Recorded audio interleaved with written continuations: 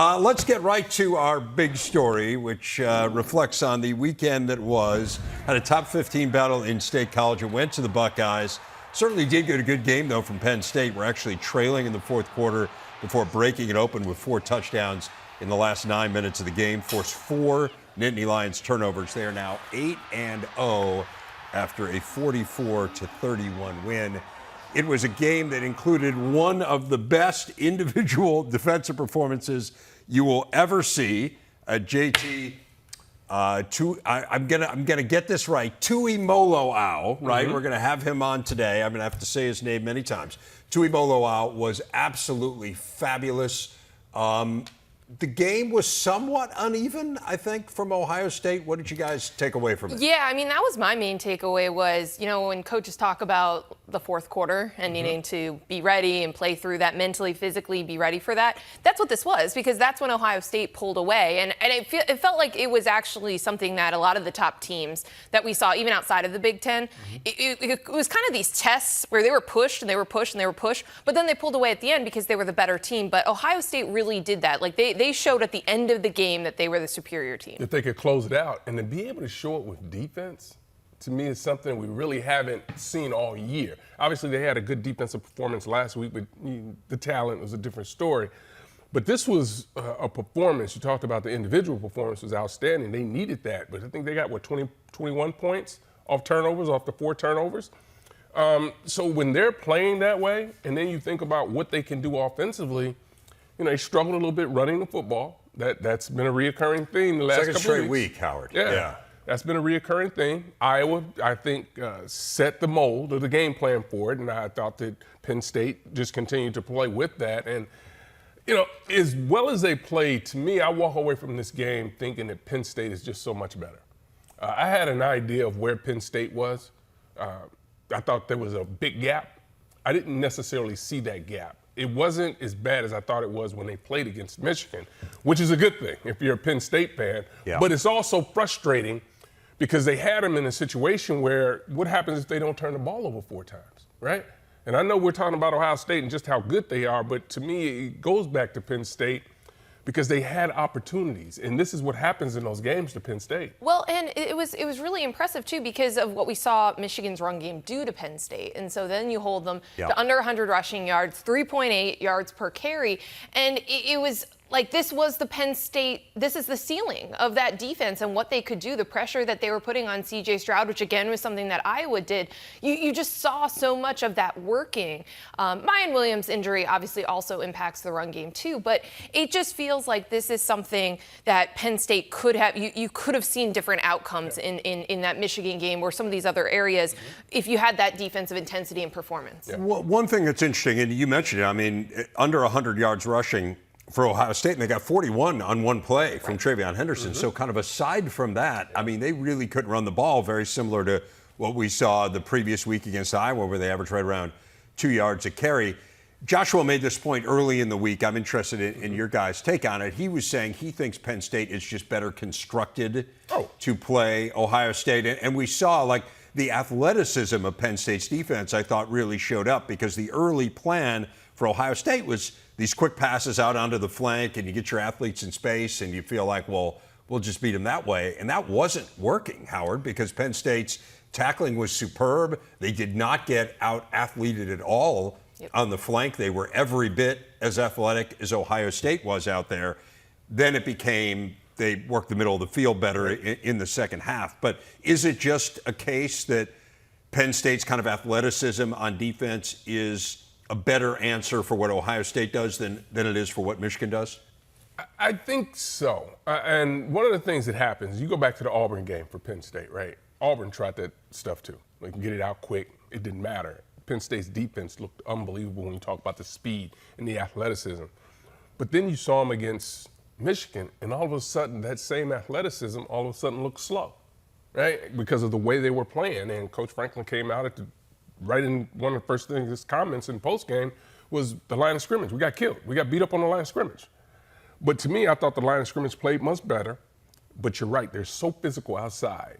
They're able to defeat the plays. And you're talking about tight ends, big physical tight ends going against corners. Now, these corners at Penn State are physical as well. But they couldn't make the blocks. They could not make the blocks. And what you saw was Penn State's secondary and linebackers take the fight to Ohio State when they wanted to play outside. Yeah, and we've talked about some of the differences too with the Michigan and the way that they try to run the ball and just like kind of bully you at the line of scrimmage. Right. Like that is a little bit different than what Ohio State tries to do with their run game, which we saw Penn State was effective against. And so I thought that was pretty remarkable. I mean, we've been wanting to see Ohio State tested, and I think that was one of my main takeaways, that we saw them pushed and they responded and they won the game. And this is their best win of the season for that reason. I think when you can score 4 touchdowns in the last 9 minutes of a game, I mean, it does show you they were put in that position, to your point, where they had to do that, and they were able to do it. And you're going to, I mean, Penn State's a good team. I think that's the point all three of us are making here. This is a good team. I understand that maybe in some people's eyes, after that Michigan game, people questioned how good they were. They are good enough to, as you said, go down to Auburn and absolutely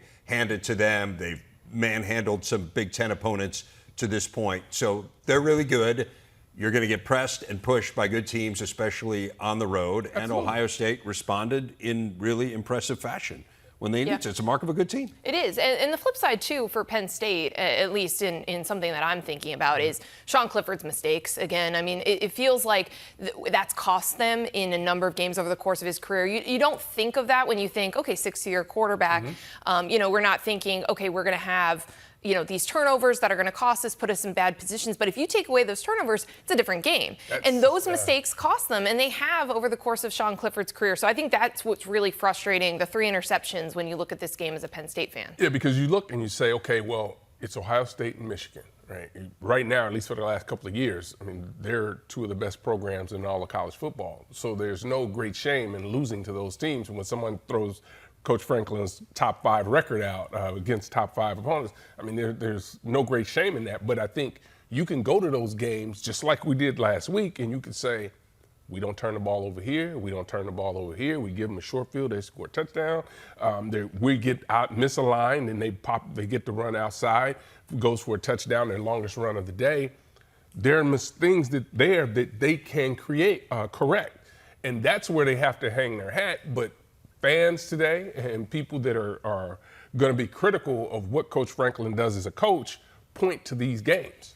Right. So I think there's kind of 2 ways that you lose games, right? You either play a close game and you just fall short, or you get outclassed. Yes. And I think what we're saying is Penn State isn't really outclassed. Maybe they were outclassed a little bit by Michigan, right? Or certainly didn't look like they were at the same level. They looked like they were at the same level of Ohio State. And by and large, they have looked like they are at the same level as top 10 teams. They just haven't beaten them. I mean, they've lost 11 straight against top 10 teams. I think if you're a fan, you kind of throw up your hands after a while and say, okay, well, if you're going to tell me you're on the same level, at some point, you ought to be able to beat them. And I don't think anyone would back away from that assertion in State College. I mean, they believe that they should be at that level. They've recruited at close to that level. Certainly Ohio State's recruited at a higher level than everyone else, but they've been right there with Michigan and many times rated ahead of them. At some point, they're going to have to start winning these games. But it doesn't mean that. So what was it? It doesn't mean that's not in the realm of possibility. Was it a year ago or maybe 2 years ago? Yes. Coach Franklin talked about we're not that elite program yet. Yes. Yeah. That's what this is. That's what this conversation is. Yeah, that's the conversation. Let's move on to the other big game in the East this weekend, Michigan and Michigan State. Ugly incident at the end of that game, and we will get to that in just a moment. But I do want to talk about the game. To me, Howard, it just came down to the line of scrimmage. I think we came into it on Saturday saying it felt like a line of scrimmage mismatch, and that's what it was at the end of the day. No doubt about it. We continue to talk about this offensive line. You continue to talk about what they're able to do defensively at the defensive line position, and they just go out and really just take over games. And that's really been impressive that they've been able to do it. And sure, they can construct their offense and have it go a couple different ways when you talk about spreading people out or you're talking about getting tight formations to really control the line of scrimmage. They do it all. And JJ's just continuing to get better as the season continues to progress. And he's going to continue to become a big part of what they need to do offensively as far as the run game is concerned. The pass game, I don't really worry about. I know the issue of whether or not they're going deep enough is there, but that's not as concerning to me as him being a part of the run game, and now all of a sudden they need to allocate someone that needs to try to stick with him. And I don't know that there are many linebackers that can do that. Well, and these, what we're talking now about Michigan is these areas that you're saying, okay, they've been able to win a lot of games, they can beat Michigan State the way that they're doing it now. How are they going to beat Ohio State, right? So you've got to continue to stretch and grow offensively when we talk about JJ's run game, or, you know, airing the ball out, or just stretching the field a little bit more vertically, because what he did in this game was he made a lot of good decisions. You know, there were some passes he'd like to have back for sure, but he's not costing them games. He's not putting Michigan in a bad position. And it felt like, and I want to talk about the red zone struggles as well, but it felt like Jim Harbaugh was very content to win the game with field goals, because he felt that they could control the game on both lines of scrimmage and get what they needed to do, and that they could win it if it was a small margin, because he knew what they had defensively too. So I think there are two issues when you think about this collision course that it feels like Ohio State and Michigan State are on. I think from Ohio State's point of view, it's the stuff that's come up in the Iowa game and the Penn State game, the inability to run the ball when you need to run the ball. That was the story of last year's game. It was the reason why Michigan beat them. From Michigan's point of view, what you're saying, Nicole, you're not going to be able to beat Ohio State with field goals. You're not. Absolutely. So I think both these teams have, if you're the fan base, you're excited. If you're the coaches, you're excited, but you're also concerned of, hey, we need to figure out an answer for this before that game on Thanksgiving weekend. Well, and Ohio State's touchdown rate in the red zone is way higher than Michigan. It's about a 20-point difference. I mean, that's exactly what we're talking about here. And Michigan also stalled out right in front of the red zone in this game as well. You've got a great field goal kicker. It's great. You could beat Michigan State with field goals. You can't beat Ohio State with field goals. And, you know, it felt like the game should have been 42-7, 49-7. That's where, you know, when you're coming out of it and you're looking for areas to improve, you could say that. I'll say this, too. Remember, Ohio State's had to settle for some field goals as well. Maybe not necessarily in the red zone, but they've had to, you know. That was the Iowa game. They've had great field position in that game. So this is a game, you talk about special teams as we look ahead. Special teams is going to be a big part of it. The interesting thing about the red zone, you talk about Michigan, right? Because we have, and Coach Harbaugh said, this is a very unique situation that they have as far as the play callers are concerned. When you get into the red zone, I mean, there's got to be one voice. I'm not saying that there are multiple voices. I'm only using his words, right? So someone's got to be able to take the lead, and it's not necessarily you got to have a feel for the game, I believe. You have to have a feel to be a play caller. You have to have a feel, and I'm not saying what they're doing isn't working, because clearly it is. But to me, when you get into an area where the space is obviously condensed, you still have to have a feel for what's going on. And one play caller may want this, the other wants that, and Coach Harbaugh wants something different. So really, as Joshua pointed out, you got three minds there that are thinking about what needs to be run in the red zone. And I'm wondering if that's not one of the challenges that they're having in the red zone at this moment. So they're 9th in the Big Ten in red zone touchdown percentage. And I think where it's really curious to me is when you think about teams struggling in the red zone, I often think about teams that are passing-based teams, right? Because then your space is compressed in the back of the end zone. You just don't have as much room. This is as physical a team as we have in the Big Ten. They have maybe the best offensive line in the country. It's certainly in that discussion. It was honored that way last year, and I think some of us believe it has gotten better. They have a mobile quarterback. I mean, they have all of the things that you would think would lead to success in the red zone, and yet, for whatever reason, hasn't necessarily happened. Do want to get to the incident in the post game, and I'm sure you've seen the video by now. There are a couple videos that are circulating. Michigan State did address it yesterday. Here's what Mel Tucker had to say. Michigan State University football core values include integrity, discipline, unselfishness, toughness, and accountability. After reviewing the disturbing electronic evidence collected to date of the altercations between Michigan State and the University of Michigan student athletes on October 29, 2022, we are suspending Tank Brown, Kari Crump, Angelo Gross, and Zion Young effective immediately. We are currently working with law enforcement, Michigan State and Michigan campus leadership, and the Big Ten Conference to further evaluate the events in Ann Arbor, including but not limited to additional student-athlete participation in the altercations and contributing factors. The initial student-athlete suspensions will remain in place until the investigations are completed. This was a really ugly incident. I think they're still clearly gathering facts here, and so it's difficult to know exactly the approach to take on it until we have all the evidence. But from what we saw, really ugly and uncalled for, Nicole. Yeah, there's nothing that's going to deserve what we saw in these videos, someone attacking another person with a helmet as a weapon. So I think that so far everyone seems to appreciate the seriousness of the situation. And as we continue to get these investigations done, I mean, involving the police, the Big Ten commissioner was at the game. I mean, they really escalated it, I think, in the way that it needed to be immediately following the game on Saturday. And one thing I come down to is someone phrased it this way, and I thought that this was a really effective way to say it, that we've seen football fights. We know what football fights look like. This was a bar fight. And that's a line that was drawn, and I think that was very obvious that this was not okay. I mean, you're in a situation where you could possibly be pressing charges. So this was clearly uncalled for across the line, and I'm glad that people are taking it seriously. Just from what I saw in the videos, right, charges should be pressed. This is unacceptable, outrageous. I look at it from this perspective. You talk about a bar fight.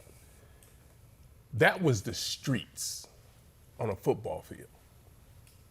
And it has no place, because things can get really bad when you start talking about being in the streets and acting like you're in the streets. Because there are some people who would have handled that a lot differently, and it wouldn't have been handled in the tunnel, and it would be taken out of the hands of, let's say, the administrators, and it would be street justice for what I watched. That was problematic, and there's no place for it. Both coaches, both institutions know that, and you can't blame a head coach. You can't blame a tunnel, none of that. I understand that when you're running into a tunnel, I've run into many of them, and they're heated words that go back and forth. But this was so far over the line that there's no explanation for it. I mean, there are even players on the team, there are even Michigan State players that are looking at it, and you look at them and they're like, is this really happening? I mean, the notion that somehow the tunnel is to blame, and I know we've had a lot of tunnel talk here the last couple weeks. This stadium's 100 years old. Yes. I mean, it's completely absurd. People have been walking through that joint tunnel now for a century, and they're not beating each other over the head with helmets. Yes, I completely agree. And also, there's been a lot of victim blaming around the situation from fans, and it's not okay. I mean, you should be able to be in these environments or situations after a heated game and not have that happen. It should be heated. You should be mad at your rivals, but I think part of the psyche here is when we start talking about hate, right, in a football team, and you're like, why do you hate that team? You shouldn't, right? You have no real reason, because when this rivalry started, you weren't even thought about. So why do you really actually hate the person on the other side? I'll say this, rivalries are great. They're part of what fuels college football, but rivalries are to be played out on the field. Yeah. They're fun for fans to go back and forth with one another. But this is crazy. No, it totally crossed the line. We'll hear from both coaches coming up here in the next hour. Illinois just keeps on winning. The Illini are now 7-1 for the first time since they captured the Big Ten in 2001. Beat Nebraska 26-9, holding the Huskers to 29 yards after halftime. Chase Brown over 100 yards for the school record, 9th straight time. Continue to lead the nation in scoring D and total D. They are just a really good team. And Howard, Nebraska hung for a while. Yeah. It felt like the game really changed when Casey Thompson got hurt and went out. And Nebraska couldn't get anything going offensively in the second half, but man, Illinois is good. They looked really good, and I talked that morning about Trey Palmer being wide open. He was going to have opportunities, right? One catch for 1 yard. Right. But I also said that, well, we'll have to see if Casey will be able to have time to throw it vertically down the field, and unfortunately he was banged up in the game, but the pressure that kept coming defensively, you just continue to look at this team like they just keep getting better. They just keep getting better each week.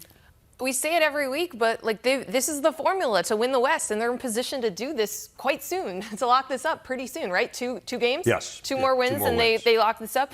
But great running back and a great defense, just a terrific defense. I mean, Nebraska was basically a non-factor offensively in the second half. And it's so effective when you have a quarterback like Tommy DeVito, who does not make mistakes. He set records for the completion percentage. He had 91% in this game, but he is putting them in positions to succeed as well. He is not making mistakes. So it all fits together so well. I think that's what I really like about this Illinois team. Everything complements every other piece of the team. Yeah, absolutely. I mean, the defense is phenomenal. They've given up 3 touchdown passes, have 15 interceptions. They lead the nation in just about every defensive category. And then, yeah, offensively, I mean, you go 20 of 22 throwing the ball. They're in the top 15 now, first time since 2007. And as you mentioned, Nicole, you look at the Big Ten West standings, and they are very much in the driver's seat. It does come down to this. Were they to win at home against Michigan State and then to beat Purdue the following Saturday, they would wrap up the West. It'd be done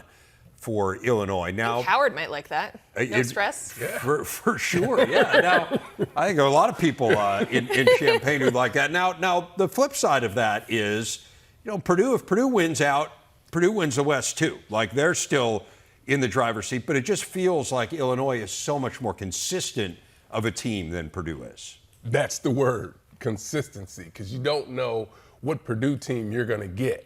One week they'll play really lights out on the defensive side. They'll score a bunch of points, and then the next week they all of a sudden disappear, and they make a lot of mistakes. But right now, this Illinois team is playing just with that consistency, and we just don't know what you're going to get from Purdue. Well, and that's what I think was so impressive about the way that they won this game was it just felt like they handled their business. It felt like they did what they were supposed to. There was no drama about it, wasn't in question, right. Just a mature team. And Brett Bielema had them ready for this game. And I think that was one of our concerns when we Yes. talked on Saturday. Yep. We said, hey, they've had the week off. They got everyone patting them on the back and telling them how great they are. And Brett, he just knows the right buttons to push, it feels like, in terms of this team. He said publicly how much he likes this group, and you can see why. You see the schedule coming up. I mean, again, that's a really tough game at Michigan.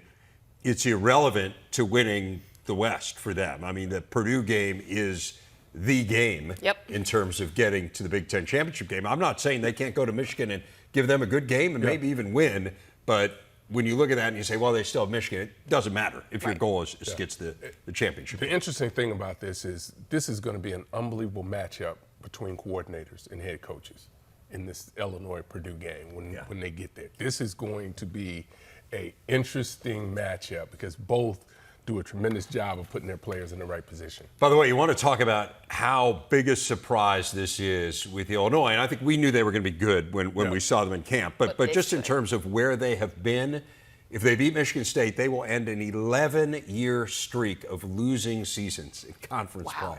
11 years. They've been so far off the radar. And we're at the point now where if you're an Illinois fan, you can book that hotel room in Indianapolis. I mean, if you're worried about jinxing yourself, maybe, but maybe don't Most do it. hotel rooms are refundable. That's what I'm saying. You could always change it, but we're there. Here's the challenge, right? See, I have to learn how to act now. He has to handle Got to success. figure out how to balance it. Handle It's success. really I've got to easy. talk with you. I got to talk with Joshua to figure this thing out. Our big stat presented by Gatorade. There are great games, and then there is what JT Tuimoloau did Saturday against Penn State.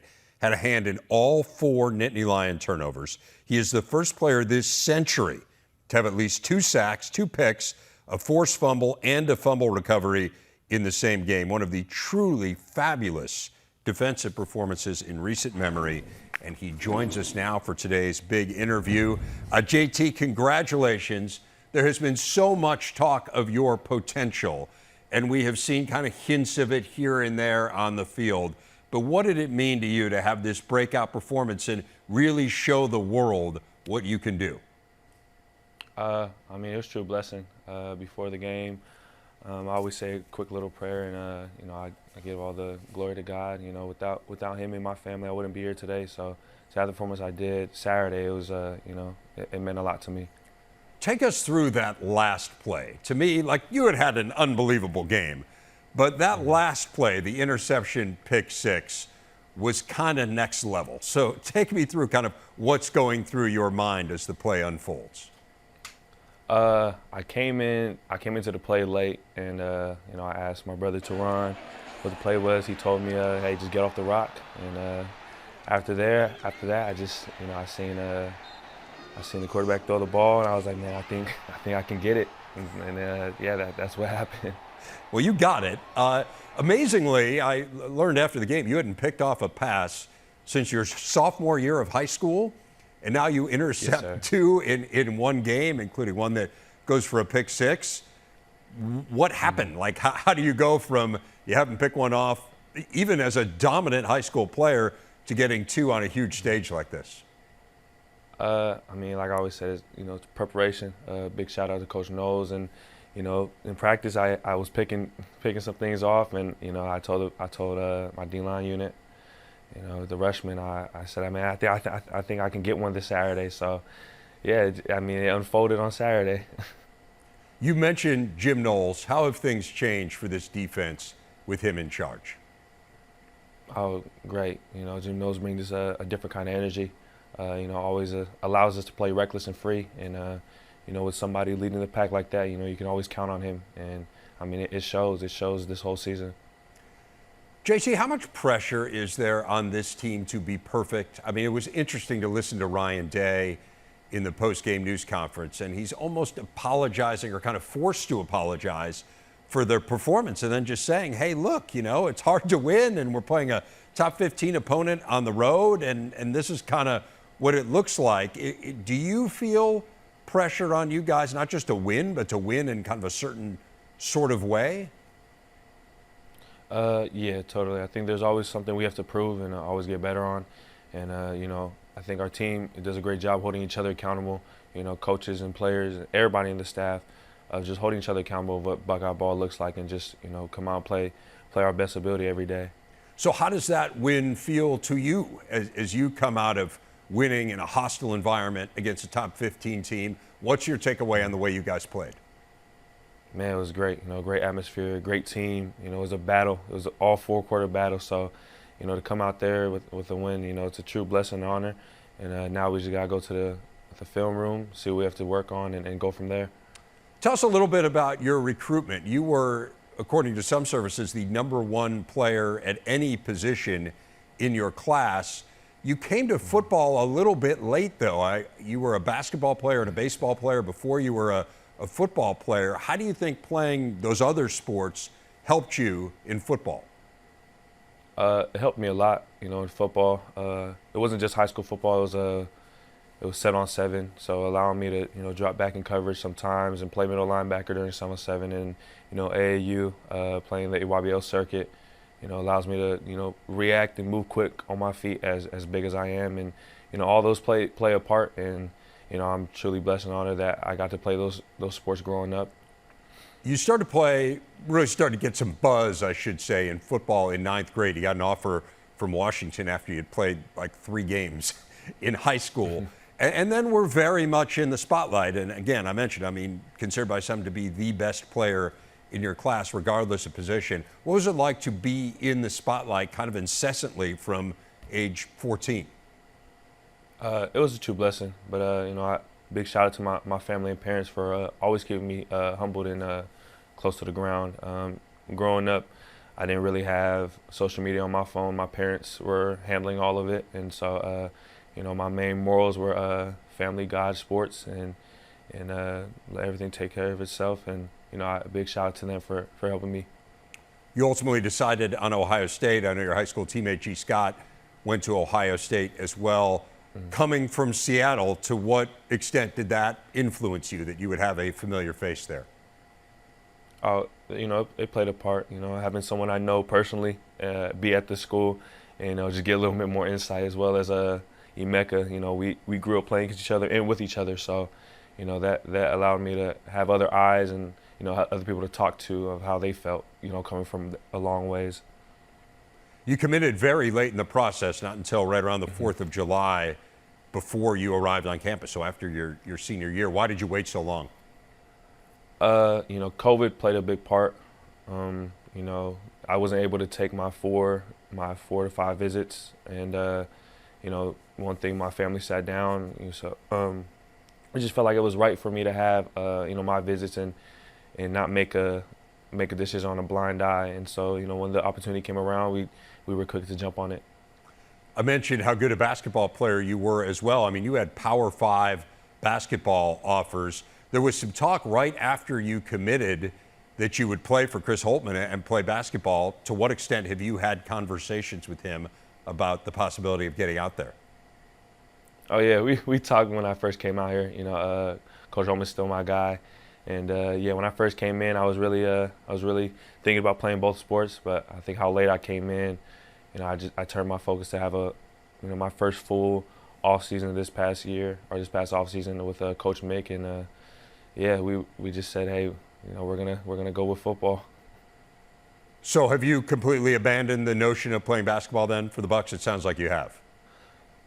Yeah, but no, the basketball love hasn't left me. I still go hoop at the Reckler Center. You know, make sure I still have it, or you know, go before practices and put up some shots, make sure it's still there, and yeah. How does your game stack up? I mean, I know Paulo Banchero you grew up with, right? I've seen you kind of exchange some messages with him on social media. So how do you stack up with these Ohio State players, or with Paulo or some of those other guys? I think I can hold my own, you know, playing with Paulo. You know, that's my boy. We grew up rivals and then ended up playing with each other since a young age. And, you know, it was a great battle all the time.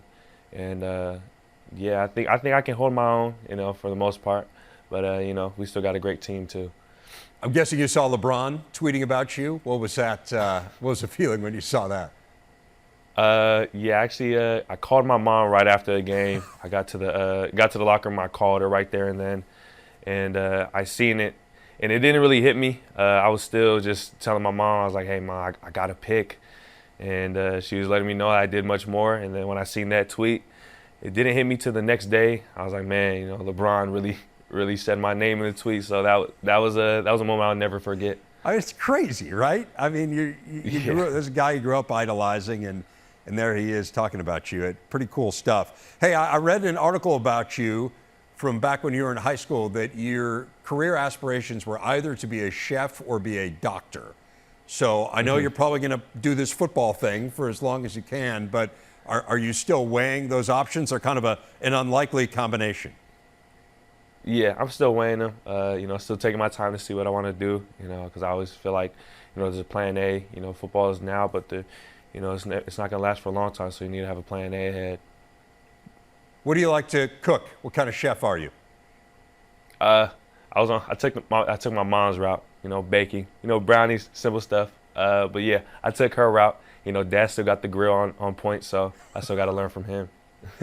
All right, well, you got plenty of time. I do want to ask you, I saw you're involved in the Lindsay Infante Foundation, kind of an NIL opportunity, but really giving back to the community as well. Fill people in on that and what that has meant to you. Man, you know, it means a lot. You know, coming back from Washington, you know, big shout out to you know, my brother Nolan. He started this the Give Back, and it was pretty much for, you know, young athletes and you know, student athletes who, you know, who really don't have that much. And you know, coming back from home, where, you know, one of my teammates and one of my close friends started that, coming to, you know, Ohio State and having the opportunity. You know, I took it right in, because, you know, you never know what people are going through. Some people are not blessed with the many opportunities you have, and to give back, it means everything. Yeah, really quickly, tell us about the foundation and what it does. Oh yeah, it pretty much just said it right there. It just allows us to, you know, help you know, student athletes who don't have, you know, much opportunity as everybody else. So these are young. I'm sorry, but these are young athletes, right? Yes, sir. Non college athletes. And you give back to them in how do you go about doing that? Yeah, I mean, every time I have you know, some time on my hands to either go to the little meetings or to, you know, repost it. You know, I always stay reposting it, and, you know, just show awareness. And you know, it's a great foundation. You know, just give back. You know, it means everything. That's always what I wanted to do growing up. Is, you know, when I have the opportunity to, you know, to give back and show support. You know, that was the main thing I wanted to do. Great to hear. Really a pleasure to get to know you a little bit. JT, congratulations on a fabulous performance, and best of luck here going forward. Thank you. You have a nice day. You do. Back on Big Ten today and revisiting one of our top stories, that ugly fight in the tunnel between Michigan and Michigan State. Really a terrible incident on Saturday night. As I mentioned, both coaches addressed the incident in the last hour while we were on the air. Michigan State has, of course, suspended 4 players in the week of the incident. Let's listen in on both coaches, starting with Mel Tucker. First and foremost, Michigan State football is about integrity, discipline, unselfishness, toughness, and accountability.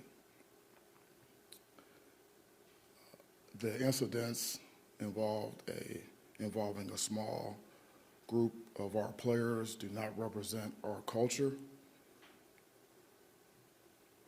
I can't imagine that this will not result in criminal charges. The videos are bad, and it's clear what transpired. It seems very, very open and shut. I'm coming from this from a perspective of being a parent, and these young men are entrusted to me by their families and to our program, and we have the responsibility to each player to treat them like our own, and I take that responsibility very seriously. I don't buy any excuse that's going to be laid off on the rivalry or the tunnel or any other thing that somebody could possibly blame. These are the actions of these individuals, and they need to be accountable for them. Didn't get a whole lot from Mel Tucker there. Obviously, I'm sure he had a lot more to say about it in his news conference. That was the excerpt that we had there, but thoughts on what we heard? Yeah, well, I mean, Jim Harbaugh is saying that, he thinks that there will be charges and that there will be some police involvement in this, and it feels like it's been trending in that direction. And what we've seen, it's hard to disagree. Yeah. Both coaches took responsibility for what their programs are about and what they need to be. Mel Tucker on the other side, I should say, really understands. This is not about the whole Michigan State program. This is about a few individuals who decided to be selfish. That's what this comes down to, and the punishments will come swift, and it could be legal as well. Should be. Lots more coverage on this, obviously, as the events unfold. As Jim Harbaugh noted, there's criminal investigation going on, and so as more information comes forward, we obviously will share it with you here on the Big Ten Network. But again, that really a huge and very disturbing story coming out of the weekend.